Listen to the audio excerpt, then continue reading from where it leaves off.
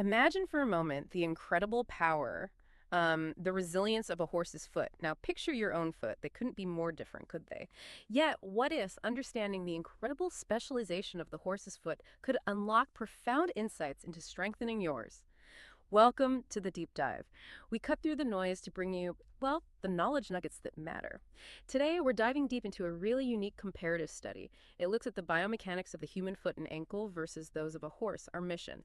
To unpack the striking anatomical and functional differences, figure out why this cross-species comparison is so valuable, and then explore how these insights can specifically inform, maybe even optimize, Pilates exercises to make your feet stronger, more adaptable, and dynamically stable. It's a truly compelling study. And what's really fascinating here is how contrasting these two, really distinct evolutionary adaptations.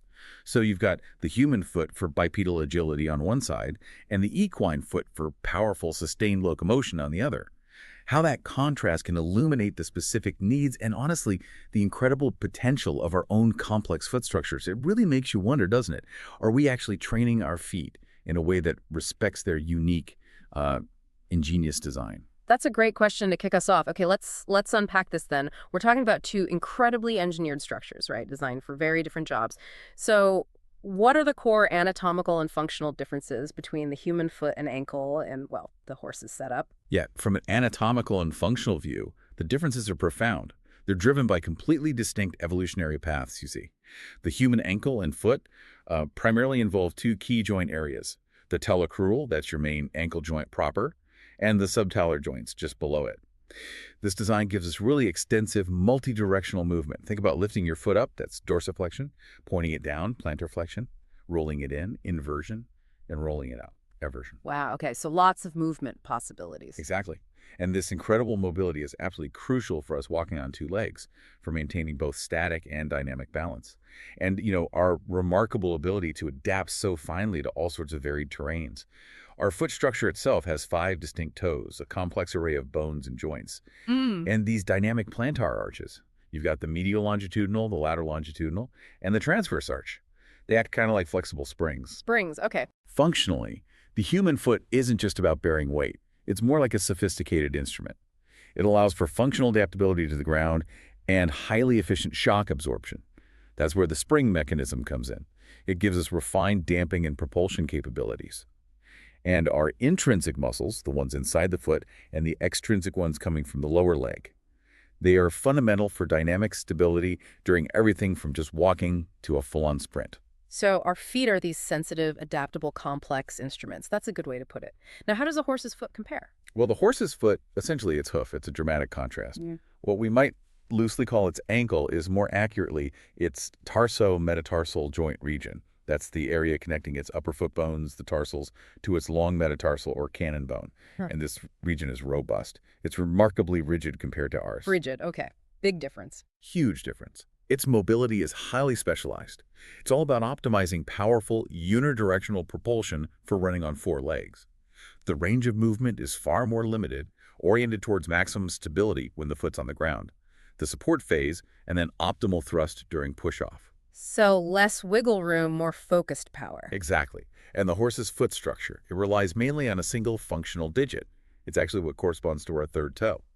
And this single digit is completely encased within the protective, horny structure of the hoof, a very sharp contrast to our 5 flexible toes. Just one toe doing all the work. Functionally, yes. It evolved for sheer speed and endurance over long distances. The design prioritizes the most efficient transmission of muscular power straight to the ground, minimizing energy loss. And the hoof itself is central. It dissipates enormous shock and protects the underlying tissues. This allows for that prolonged high-impact support on different surfaces, significantly reducing injury risk from repeated stress. Wow.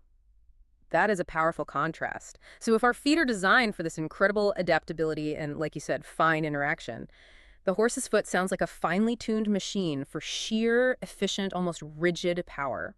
Is that the essence? Finesse versus continuous force? Precisely. You really hit on the core distinction there. It's truly fascinating to look at these two extremes of evolutionary engineering. But, okay, why is this comparison, this sort of dialogue across species, why is it so valuable for us, for human learners? Especially when we're thinking about something like Pilates, what can a horse's hoof really teach us about our flexible human feet? That's a key question. Why compare? And the study points to several solid reasons that offer, I think, profound insights. Firstly, it just gives you a broader perspective on the sheer diversity of evolutionary adaptations for different locomotive demands. You see the human foot's complexity, the toes, the flexible arches, embodying this architecture for shock absorption, modulated propulsion, adapting to terrain. Then you see the horse's foot, simplified, rigid, expressing specialization focused purely on speed and power. Right, seeing the extremes helps define the middle ground where we operate. Exactly. And this duality, it helps us grasp the functional trade-offs, between flexibility and stability, mobility and robustness. For instance, the horse's controlled rigidity for optimizing force transmission. Well, it doesn't mean we should make our feet rigid, not at all. Instead, it can inspire targeted human exercises to improve the tonic control and the functionality of our own deep ligamentous and muscular structures, so we can generate power within our essential mobility, not by sacrificing it. Ah, I see. That's where it gets really interesting for me, too. It's not about us trying to, replicate a horse's hoof, Yeah. but using its example almost like a mirror to better understand the specific, unique challenges and, frankly, the incredible strengths of our own complex human feet. It's exactly right. This comparative lens also directly informs human training strategies. We learn to optimize movement for our bipedal design. For example, in Pilates, with its emphasis on postural control, deep muscle strengthening, fine joint kinematics. This comparison provides a really useful conceptual framework. It allows for individualizing exercises, specifying choices, moving beyond just sort of mechanical application to truly biomechanically appropriate movements for maintaining our upright posture. And this approach, it helps us address modern problems, things like hypermobility, chronic instability, or muscle weakness, by grounding our interventions in, rigorous comparative biomechanics. So it's about understanding how our feet are truly meant to work optimally rather than just blindly doing exercises. Okay, with that profound understanding, how do we translate this into actionable steps? How do we strengthen the human foot using Pilates? What are some of the targeted principles we should focus on? Maybe you could give an illustrative example or two for each piece of apparatus. Yes, that's the crux of it, isn't it? Pilates, with its core principles of deep activation and postural control, can precisely target those intrinsic foot muscles and the neuromuscular control of the ankle. This leads to improved stability and functional efficiency. The goal, really, is to maximize the benefits and prevent injuries by always considering our human musculoskeletal specifics. So we can start with mat exercises. Here, the guiding principle is all about enhancing proprioception, your body's ability to sense its position and movement, and developing plantar mobility. Think of it like engaging your nervous laboratory, teaching your foot to feel and respond intelligently to the ground. An excellent example is the foot tripod and active arch. You stand with your feet parallel, hip-width apart. You focus on rooting those 3 points of support: the ball of your big toe, the ball of your little toe, and the center of your heel. Okay, the tripod. I know that one. Right. And the cue is to allow the arch to lift like a hammock. You want to feel that gentle engagement, not gripping. This trains the deep stabilizing muscles of your foot to actively support your arch, kind of like how the horse's hoof provides that solid yet shock-absorbing platform. That makes perfect sense. Build that foundation, that conscious connection before adding resistance or complexity. Absolutely. Then we have the reformer. The principle here is using its adjustable elastic resistance. It facilitates both eccentric, that's the lengthening contraction, and concentric muscle contractions. This is for fine stabilization of your plantar arches and segmental adjustment of the foot bones. It really helps bridge that gap between just brute strength and fine-tuned control. Yeah. The classic footwork series is perfect, whether you're in parallel, Pilates V, or wide stance. The focus is always on controlled movement. Keep your knees aligned with your second toe. Allow your arch to float. Don't crush it down. The reformer springs give you that tactile feedback, helping you learn to distribute your weight evenly and engage those smaller stabilizing muscles. It makes your foot stronger within its natural adaptive movements. So the reformer acts like a smart assistant almost, guiding your foot to find that ideal balance between strength and flexibility. That seems really valuable when we think about how our feet navigate different surfaces day to day. Exactly. Then, onto the chair. Here, the principle is developing unipedal support control. So balancing on one foot and enhancing proprioception, but now through unstable and often off-center contact surfaces. This really enhances intermuscular coordination. It prepares your feet for real-world challenges, like walking on uneven ground or quickly shifting your weight. Okay, the chair definitely ups the ante. It does. A great example is heel raises on the pedals. You can do it bilaterally, both feet, then unilaterally, one foot at a time. The key here is a smooth ascent, a controlled descent, and really lifting from the base of your toes, not by gripping with them. This builds that localized endurance and seriously challenges your foot's ability to stabilize itself under load. A bit like how a horse needs that unwavering stability from its single functional digit. Yeah, the chair can definitely be humbling, but I can see how it's fantastic for building that deep, localized endurance and real-world stability your feet really need. It truly is. Now, moving to the Cadillac, our principle here is more about directed mobility and stabilizer reinforcement. This apparatus lets us isolate and mobilize specific foot segments, but within the context of the global kinetic chain, the whole body. We integrate fine neuromuscular engagement and complex postural adjustments. Think of dorsiflexion and plantar flexion with the foot springs. Ah, lying down with the springs on the feet.